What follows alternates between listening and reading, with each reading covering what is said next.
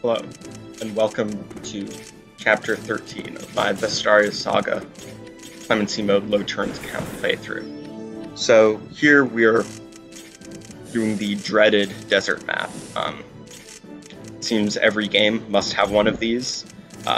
Despite getting little popular acclaim, people stubbornly keep on making desert maps, whether it be Kaga or Intelligent Systems, and Vestaria Saga 1 is no different, so we have to suffer through this long and boring map. As far as desert maps go, this definitely isn't among the worst. There are a lot of different things going on in the map that provide side objectives, but still at the end of the day, it's a bunch of slow units trudging through the desert. As per usual, thieves and mages are not slowed down by sand, so in a unusual change of pace, we deploy terrible units like Theodel. So if you like Theodel, enjoy seeing him. One of the side events that we trigger with Cezar on turn 2, which is completely irrelevant because it takes too long for it to complete, is you're meant to escort this wagon across the desert to get some money at the end. We leave the wagon behind, but why not let the wagon start its journey, even if it never finishes? So what slows down our progress on this map even more than the desert itself is that Hilda and Siegfried have rejoined our party by coming out of the castle in the middle, which is guarded by a female swordmaster. And without going too deeply into the lore of this game, you have a group of dark mages who are very excited about boring people with Udagal blood and using it to resurrect demons. And one example of that are the armor knights that Dune has been slowly massacring in the middle of the map, who are dragging another sacrifice to be Vord to the castle. And if you stop her from being taken to the castle, then Zaid visits the village near where we start, you get a free champion's mark. And that's why Zaid is hanging back, even though he does eventually have to escape from this desert.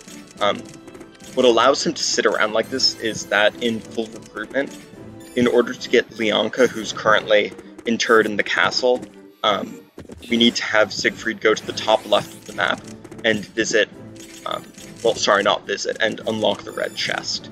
So that kind of allows us to hang around with Zaid in the background.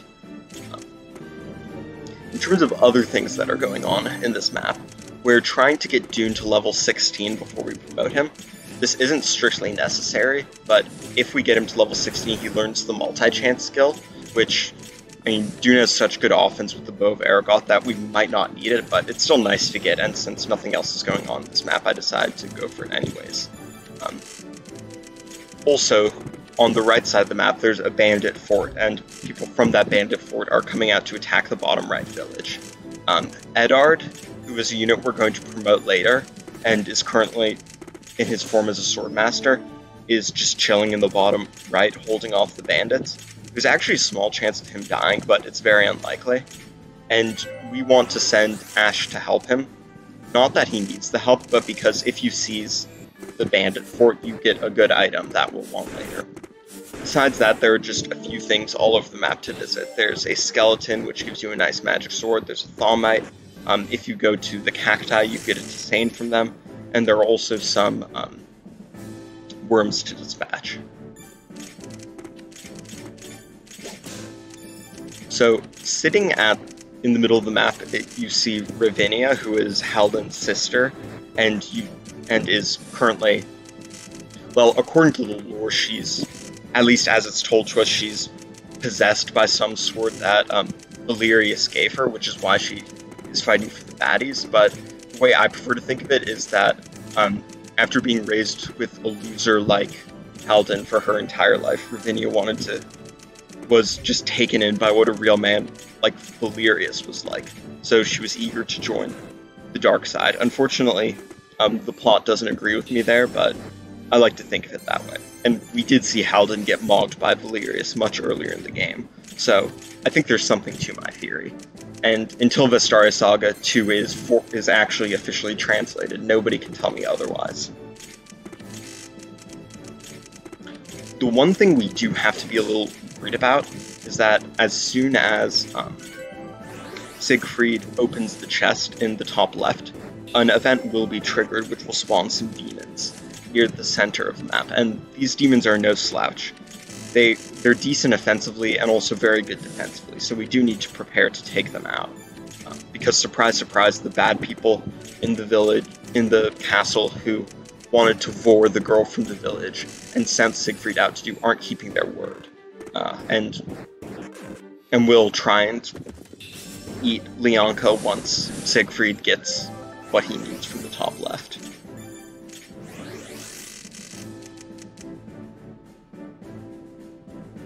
So yeah, upon clearing out the bottom right, Eddard shows that he's not actually a casual and mounts a dragon and flies away, to not be seen again until chapter 17.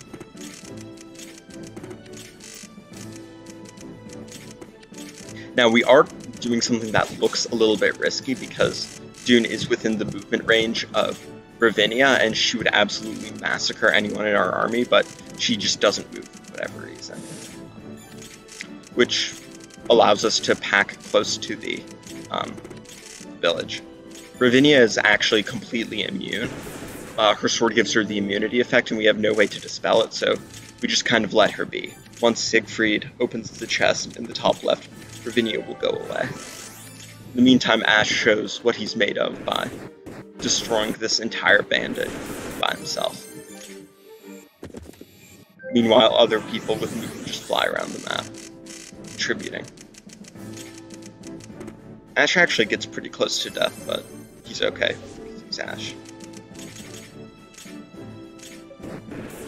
Now, at last, Siegfried will examine the chest and gets brought back and is rewarded with an agonizing death. And look, a bunch of bandits.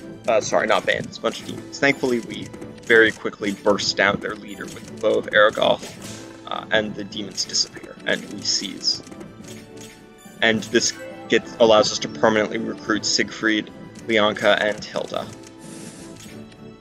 And now all that's left is walking, which is very exciting. Brings me back to the early days of this playthrough where Zaid walking was all there was, but it's not a lot of fun. The interesting thing is that though this map seems very clear-cut and dry, there might actually be a possible turn save here. So, despite all of them being marked desert tiles, there are some desert tiles that have little dots on them, and those desert tiles actually don't actually give a movement penalty to light infantry and light knights, so units like Zaid, Hilda, and Leonka, who are the ones who limit how quickly we can complete this map. And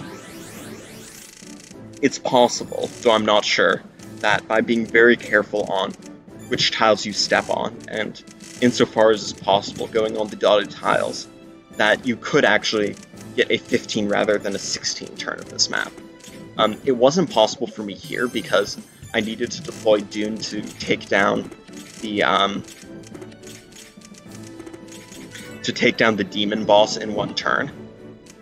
But if you had a stronger and better trained Theodel and a court, as well as they could burst down one of the demons standing next to the boss on the castle, and then you could have Yeri and Rubina with a Masudian brand take him down. He's quite strong defensively, and his tome halves damage taken, but together they could do it. However, I don't know if that's actually even possible. It's just something that might be doable in theory. And after that, you'd also have to optimize your Leonka usage, because she can full move in the desert, and you'd have to split dances properly between Hilda, Leonka, and Zaid. So it's not...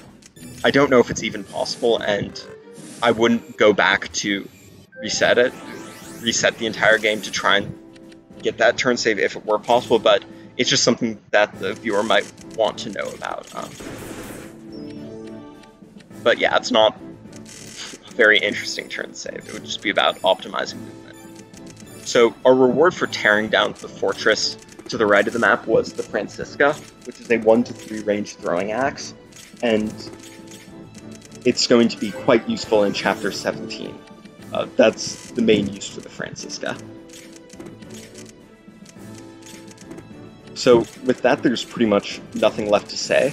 The chests in the top left, you can't actually get them on time, which is unfortunate because they had, for example, a gemstone, which would have sold for quite a bit, but such is life. You can't get everything you want in an LTC.